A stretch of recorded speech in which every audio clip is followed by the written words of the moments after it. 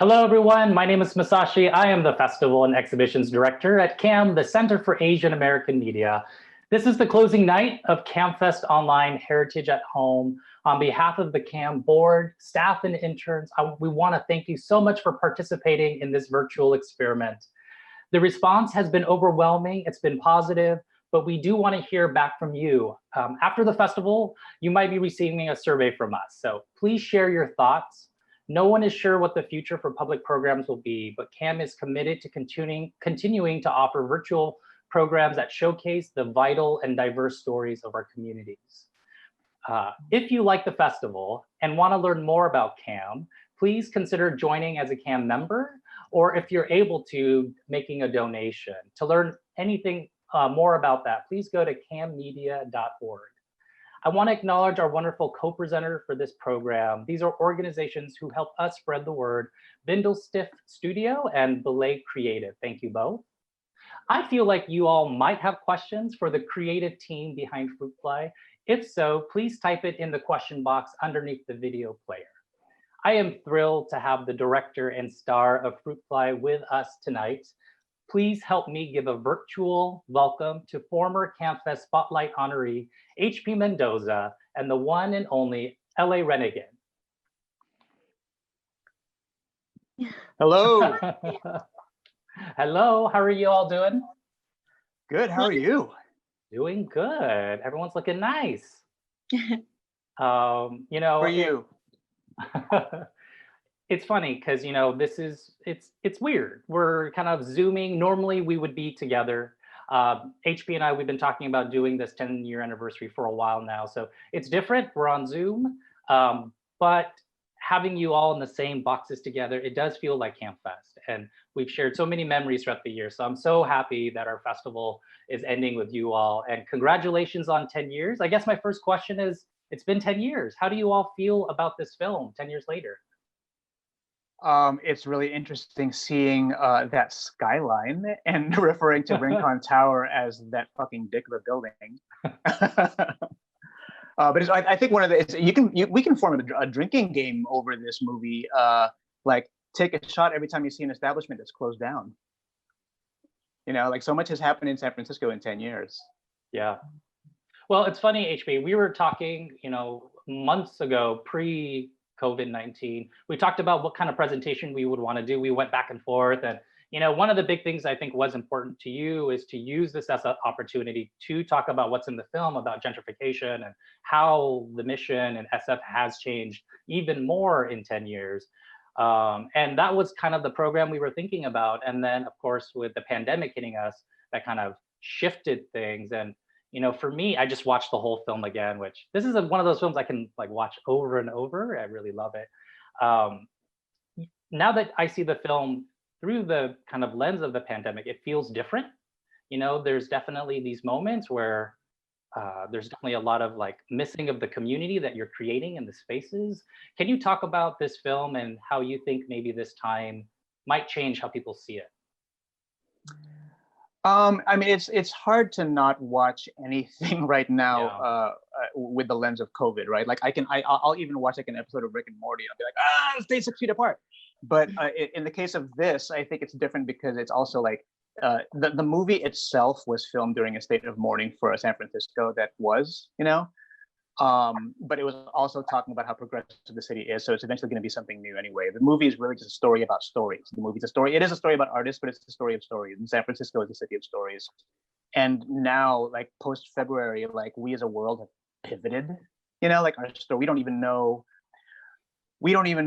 where we're going next. We can all talk about what's happening with the second wave, but we don't even know where we're traveling to next. So for me, on a personal level, when I see that ending that we were all very deliberate about, where Bethesda is marching off into the field with all the people she knows, and she spins around and everyone's gone, it feels like that all over again. So the funny thing is, when I wrote and directed Fruitfly, I said, this movie is not going to stand the test of time. I'm going to put a Palm Pilot trio in there. We're going to use our nomenclature of the time. It's going to be very 2009. And as much as I fought and told people, no, come on, let's just make a movie that's very dated. This actually, I feel like the messages in this movie actually stand stronger today.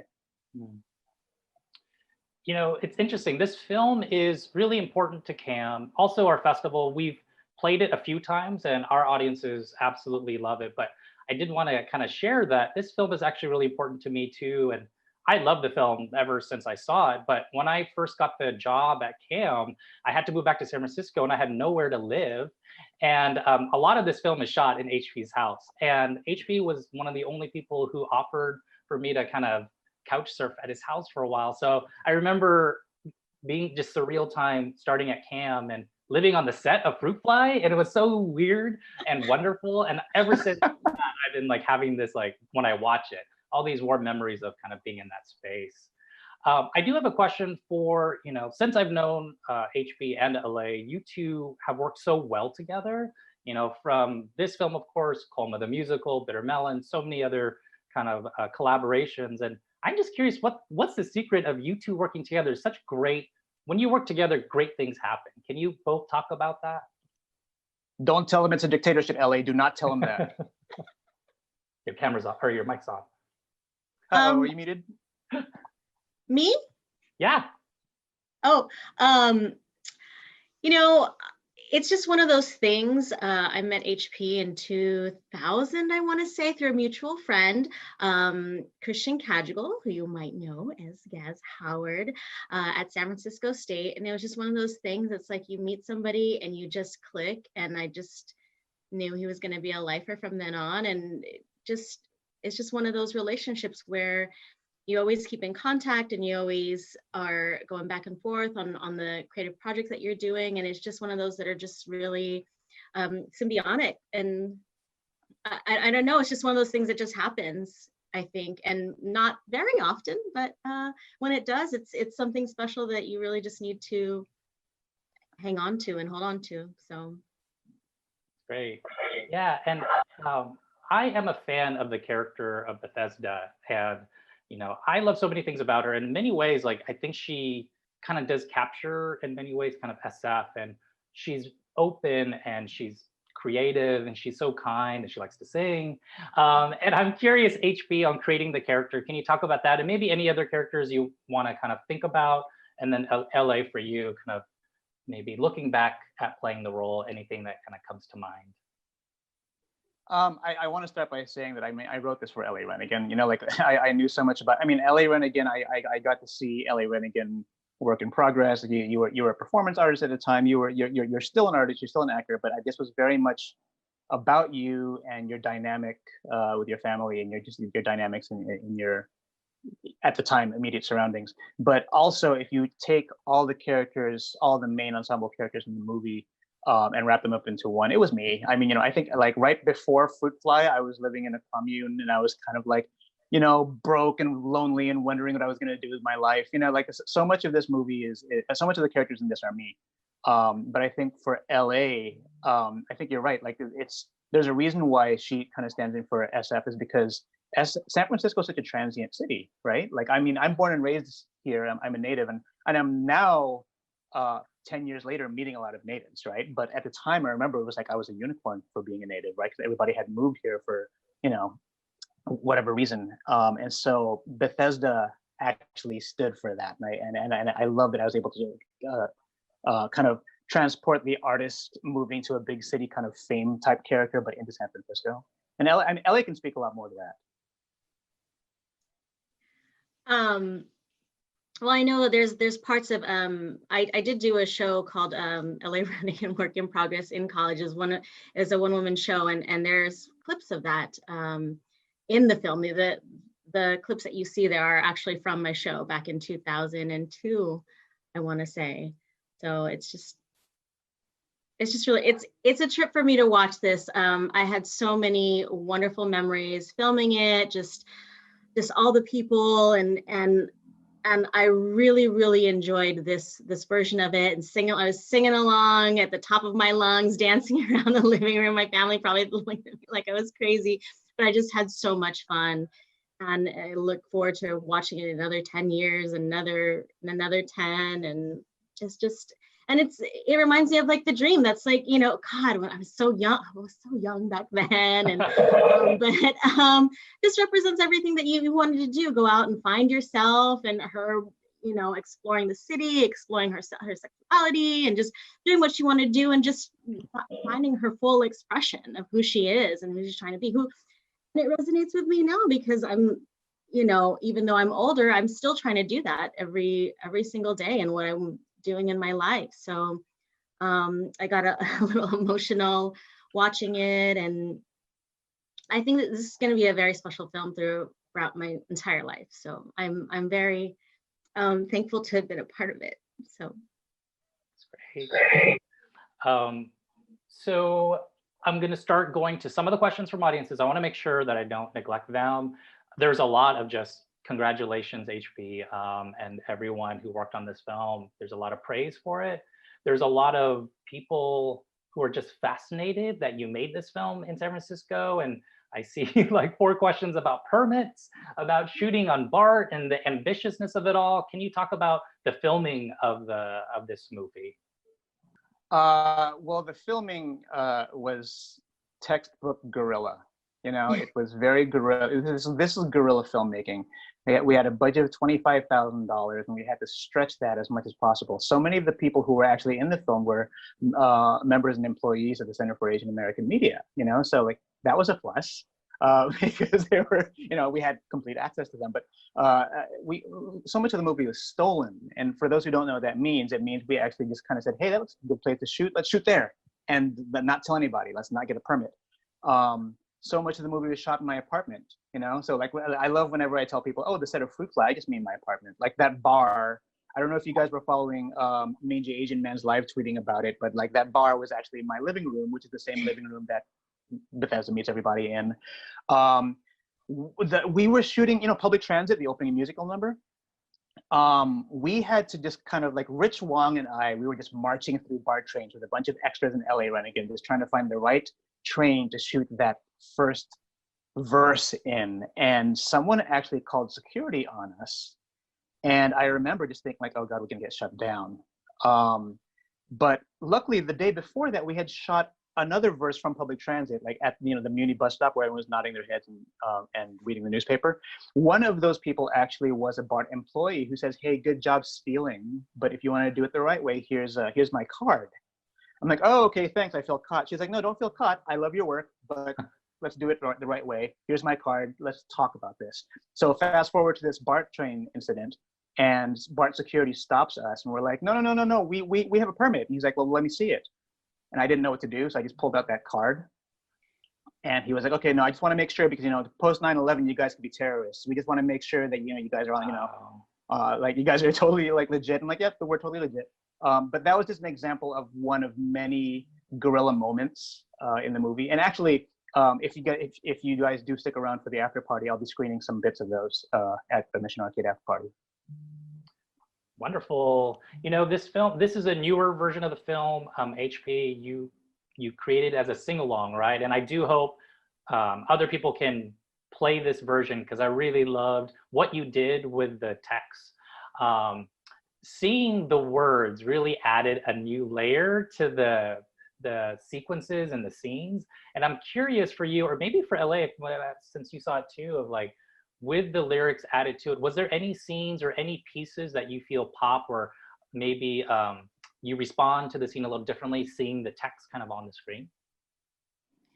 Definitely a lot. I felt like it was almost just like the Fruit Fly, the remix, especially with Gaz Howard's song, and the me just really huge. I just felt like it was just another layer of the film that I really enjoy. I mean, I've seen this movie countless times, and I could still watch it infinite amount more, especially this version. I was like, oh man, I'd really, you know, maybe I can convince a friend to see if I can get a copy of this, because I'd love to view it again and again. It's just a whole, it's like like a Fruit Fly the remix. How about you, HP? I was really happy because I'm not a purist, so, you know, I'm not one of those people that's like, oh, I'm gonna ruin my own movie by like slathering it with text. I actually am really happy that I think there are gonna be some lyrics that I think did get lost maybe without it. I think, and by the way, like I actually thought I was doing a pretty good job of making sure the lyrics were always clear by doing the sound mix myself. You know, that's the nature of the budget, right? Like I was wearing multiple hats, and I thought I did a pretty good job of doing that. But you really can't help what a person pays attention to. You know, like I can't control what a person sees and hears. So I think now that I have the text on the screen, I was getting some tweets saying like, I never knew that was the word. That's pretty deep. So I'm glad, and I hope there's a chance for people to see this version again. I actually wonder, I would be so curious to see how many people are watching this for their first time. Yeah. I mean, how many people are watching a sing-along as their first time watching Fruit Fly? Yeah, you know, for me, I've been singing along with the songs for years now. I never heard Bay Guardian in Gaz's song. Like, I didn't know if that, I never knew what it was, but when singing, I'm like, oh, yeah, that totally makes sense. To that point, for both of you, do you have, watching it, like a favorite song? Whether it was performing in it or writing it, is there a song for you that kind of stands out? Do you have one, LA? I do. It's our song. You do this for a reason? Yeah. Every time it doesn't fail. I just, to me, it just encapsulates almost everything, like just our relationship. And I just get teary-eyed and just, yeah. And I love his voice. Well, and that I think was we're born well from, together. I don't know if you remember, LA, but that was born from a moment during Colma when I forgot what it was, something bad happened. And I remember I was like, well, we need to deal with this. And I remember it was something that was affecting like both of our performances, and it was actually it could potentially affected like us. And I remember LA saying, well, everything happens for a reason. I'm like, no, you do what you do for a reason. Like we do these things. We're like whatever you say, make sure that you create this narrative that you're taking an active role in whatever happens next. So you do this for a reason. And I had no idea it was going to end up in a lyric. So I'm glad that you respond that way. Actually, it's really funny. I keep thinking, like, I guess people really never know how people are going to respond to their work, because I was like, oh, people are going to respond to fag-hag. People are going to love that song. People are going to respond to We Are the Hag. And it wasn't until I actually like checked my Spotify account, and I saw that the #1 song from Fruit Fly was "You Do This for a Reason." I was like, oh, wow. I should keep telling people I wrote that then. This is kind of a meta question, and I don't know what the right answer is. And I'm taking a piece of a question from Joshua. He's basically saying, you know, your film has a lot of nostalgia in it, from like the Nintendo graphics, the photographs, all of that. And now that we're 10 years later, where it's almost nostalgia of what, 10 years ago, or of San Francisco. I don't know. I don't know what the question in there is, but I'm just kind of fascinated by that. And I wonder if you have any thoughts about that. I think the nostalgia that the characters kind of mildly convey is something that's a sort of general nostalgia. It's not like it's saying, you know, boy, there sure isn't a place in San Francisco that's 1967 anymore. But it's a sort of general nostalgia, right? But I think what's interesting to me that I had no control or idea of happening was that when Fruit Fly was released, a lot of people were bristling at the sound of the music. Like, this sounds like it was played on cheap computers.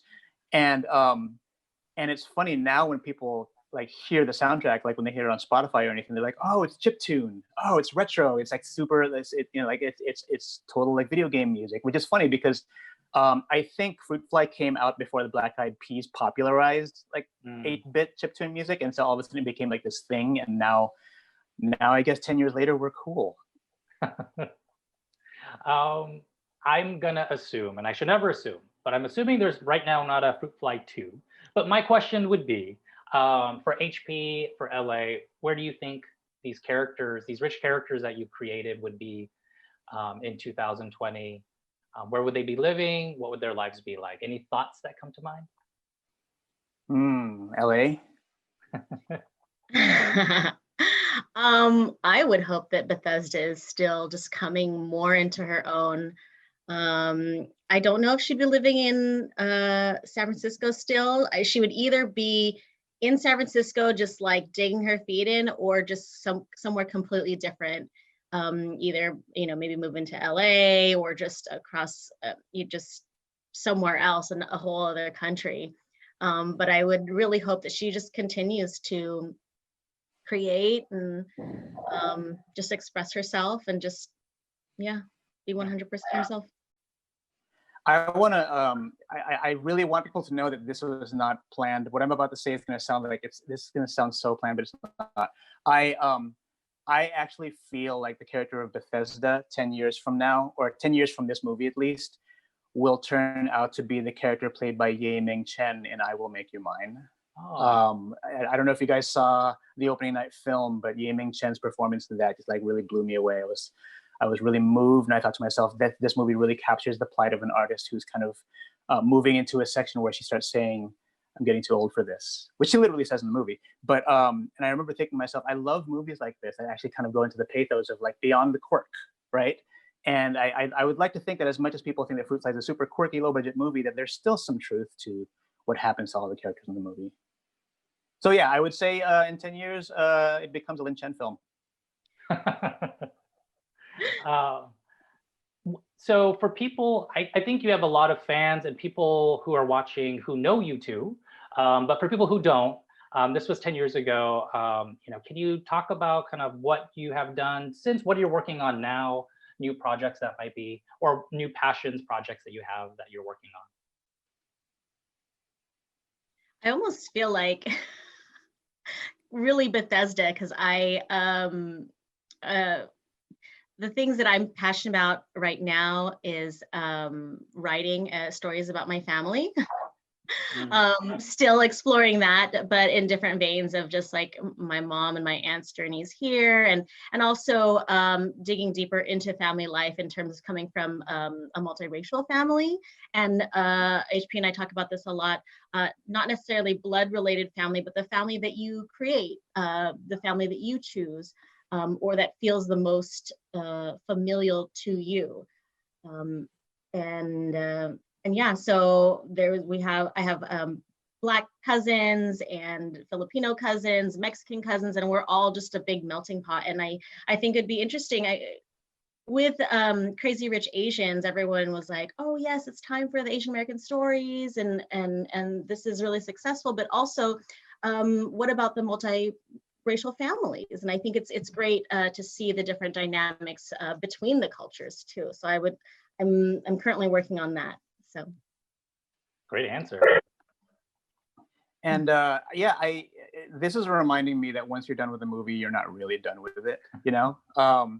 But I will say I'm really proud of the movie that LA and I just did recently, and there are some people out there who are watching who were part of this. So that my most recent film was called Bitter Melon, and that was a film I've been writing for like 20 years, and finally just got finished. Another independent Filipino film.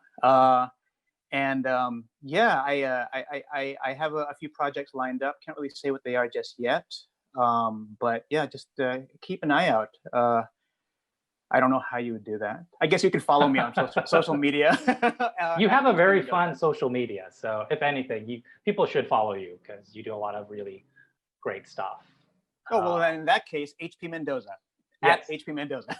And even for this program, yeah, I mean, within a few weeks, like the red carpet was really fun and the end piece. So you're such a creative force. I'm always such in awe of all the stuff that you can do. And yeah, to that point, it's interesting because I think of a lot of your films, and we did a spotlight on you, so I kind of talked a lot about how much of a fan I am. But you've done really so many different things, from comedies to dramas, horror films. Oh yeah, actually, if I could say that my horror film, that was the film I directed after Fruit Fly. It's called I Am a Ghost. That's screening tomorrow, actually. Oh, great. It's screening for free. Actually, you can technically watch it right now. If you go to apafilm.org, you can watch it for free. But the Q&A with me and lead actress Anna Ishida is happening tomorrow at 11 a.m. Pacific Standard Time, 2 p.m. Eastern Standard Time. I feel like I'm being really ghost right now. I'm like promoting someone else's festival at yours, but like no, it's fine. No, this is APA Heritage Month. There's a lot of great stuff out there, and we're all supportive of each other's programs. I'm excited about it. I think I'm gonna check that out too. That film gave me nightmares in wonderful ways. Well, we're actually one question, and I know this is just the beginning of a sing-along version, but I have like 4 questions about, will there ever be a Blu-ray or any way for people to get a copy of this in the future? Any thoughts on that? I would love for that to happen. I would have to speak with the distributor, TLA Releasing. Right now, they are distributing the DVD. They are also responsible for all the digital HD releases that are available on all the platforms like iTunes and Amazon and Hulu. Props to them, by the way, for putting commercial breaks at the right spots. Anyway, I don't know if it's one of those things where it's kind of hard to prove to people that the sing along would actually make some money, because it's about that, right? Like this is a this is very much it's not even a low budget film. This is like this is a no budget film, and that it's already out there is already kind of a miracle. Kind of a miracle that it had a full theatrical run. But here's hoping that I can make some stuff to at least make myself seem a little bit bigger, that I could actually get the Fruit Fly sing along on a Blu-ray or whatever format comes next. Yeah, and as far as CAAM goes, the moment we can all get back together as a community in a theater, outdoor theater, indoor, whatever it is, and be able to reconnect, I'd love to talk to you, HP, because a sing-along, with people singing along together, the way it probably should be done, I love that idea. So we'll continue to talk about it, and I hope either us or other organizations can bring it to theaters and other spaces in the future at some point. On CAAM's end, this is the closing night of our festival, so I don't have anything to plug off the top of my head, except for the party afterwards. I hope we all go to this HP party, and please do talk about it. And then also, if there's anything else at this endpoint you want to bring up, please do. I just want to tell people that if you want to come to the after party, you're going to want to go to missionarcade.com. That's Mission as in the neighborhood the movie was shot in, and arcade like video game arcade. Missionarcade.com. You'll see a banner there that says Fruit Fly After Party. Click on that. But what I would like to do is kind of have a reprise of the way we ended it in about 10 years ago in the Castro Theater, where I said, anybody in the cast and crew who is involved, who's in the theater right now, please get up on stage. There we go. Yay! Hey, holy smokes. Hi, everybody. HP, do you want to acknowledge them? And maybe they can do a wave to the audience? Nah. Okay. We have you all know LA Renigan, plays Bethesda. I'm scrolling, by the way, so I don't know what order you guys have, so I'm just going to read it as it scrolls here. We have Christian Cajigal, who plays Gaz Howard, waving at us. He was silent at the red carpet affair, and he's silent now because he's muted. We have Teresa Navarro, who played Sharon with her daughter Penelope. Hi, Penelope. Teresa was also in my last film, Bitter Melon. Chris Holstein, Major Asian Man, tweeted about how the fact that whenever Teresa Navarro appears in one of my movies, she ends up in a really abusive relationship. Sorry. Michelle Talgaro and Don Wood. Tracy. Oh, you froze. Or did I freeze? I must have frozen. Sorry. There we go. There we go. Sorry. Tracy and Geraldine in the same frame. We have Shelly Kim, who is also muted. We have, I'm scrolling, Nanarisa Lee, who played opposite Shelly Kim in We Are the Hag. Sang Chen with the, oh, that's awesome. Where'd you get that background? I didn't even know that I made that public. That's so cool. Pull it off the internet somewhere. Can't hide it. I want to point out Sang Chen, accurately did the choreography from workshop in that workshop, sing along. Thank you so much for that. Hey, Rich, you're muted. That's Rich Wong, everybody. Hi. Oh. Okay. Our DP and the director of Colmer the Musical. That's his daughter, Avery. We have Chris Holstein, first AC from Fruit Fly, my AD for Bitter Melon. There is Mike Curtis, Wyndham. And I'm scrolling. Who else do we have here? That is everyone. Everyone, I'm so glad everyone's here. Can someone take a screenshot of all of us when we say cheese? Yeah. Who could do that? Come on, we're all Asian. Who's gonna take a picture? Oh. I can do it. Okay, thank you. All right. There's a delay though. Do 3, 2, 1, cheese. Okay. 3, 2, 1, cheese. Cheese. 10 You have years. to hold this for 30 seconds. I'll just watch for it. Did you get it, Ellie? Yeah, it's coming right now. Yay! I'll get it. Awesome. There we go. Yeah. Perfect. Thank you. And thank you, everybody. Yes. Yeah, thank you all so much. Thank you, HP. Thanks everyone here. You guys made a really wonderful film that still is really fun to watch. So thank you all. Any last words, HP, to say adieu to the audience? You know, it's I think when this came up that we were going to do the Fruit Fly screening, I think my initial reaction is like, is this the right time where none of us are feeling that great, you know, and like we're all sheltering in place and we're all kind of like losing our shit. But if I can speak for myself first, I'll just say like it gave me something to look forward to amidst all the work, right? It's like everyone's working and some people aren't, right? But like it's still kind of like it's nice to have this one thing that allows us to kind of be outside in San Francisco for a moment, you know? And the day when we can actually recreate those shots in real life is coming. But until then, everybody take care of yourselves physically and mentally. Ingat, kyotsukete, take care. Thanks, everybody. Have a great night, and thank you all for attending CAAMFest. Bye. Bye. MissionArcade.com.